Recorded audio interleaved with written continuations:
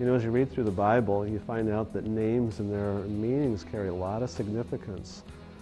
And after we'd been here just a month or so, we thought, what are we going to name this church? We kept coming back to the name Freedom. We love the name Freedom Church because what we feel God's called us here is to lead people in freedom. Freedom to be everything that God has destined people to be. That's what it's about. It's about freedom. Before we actually moved to Grand Forks, I was laying on the floor of our living room and just really taking some time, some quiet time to be with the Lord. And as I did, a worship song came on about freedom and from condemnation and guilt, and it just really spoke to me. It's this thing of grace and really giving people something that they don't deserve, because that's exactly what Jesus did for us, for me, and that's what He's called us to do as well. That's the key to Grand Forks.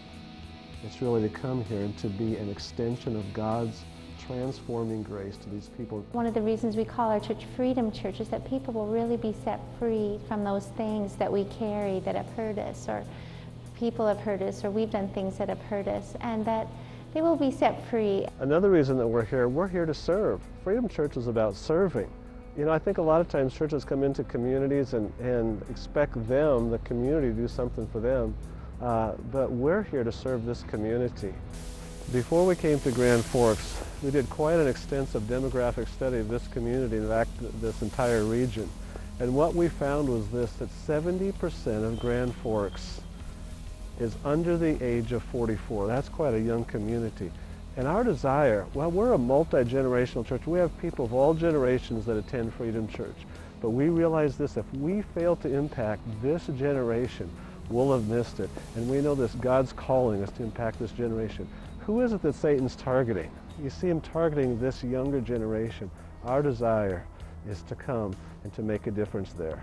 What I've done, I've taken time just to walk down the streets, walk down the university, and really to take some time to pray. And one of the areas God has really directed me, and it's right here, it's downtown Grand Forks. Wouldn't it be great for us to be, as a church, to come here? And then all of a sudden we got a card in the mail from Scott's Music saying that their store was going out, inviting us to a sale.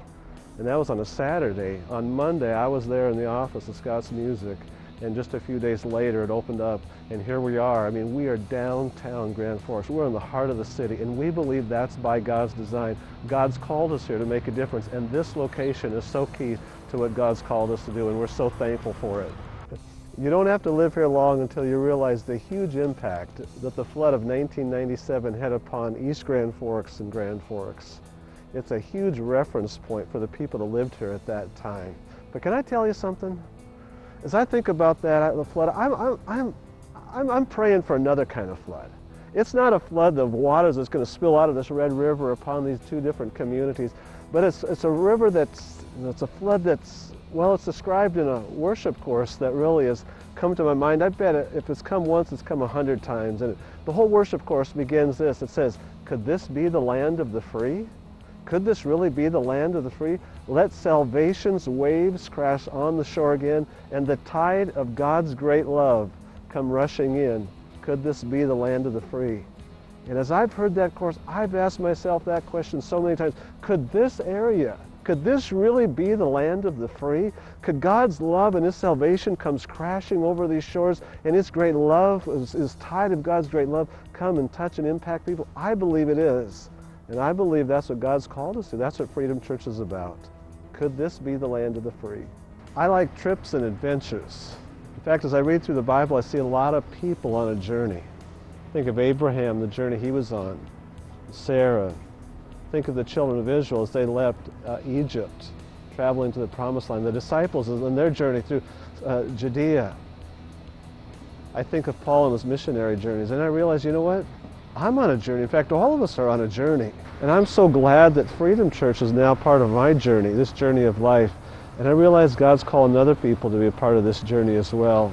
And so for those of you thinking about it, I say, hey, come and join us on the journey.